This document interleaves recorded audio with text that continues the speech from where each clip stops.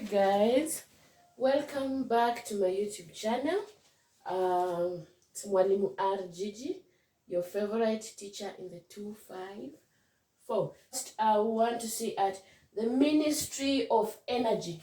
Ministry of Energy. What are energy? What does a Ministry of Energy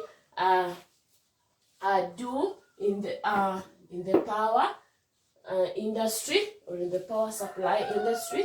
So the Ministry of Energy, they set and formulate policies in the energy sector. So they are involved in setting or formulating policies in the energy sector. So they set and formulate policies in the energy sector. They're also in charge of rural electrification programs. They are also in charge of rural electrification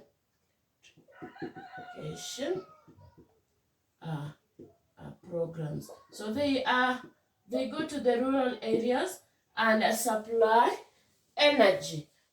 So the next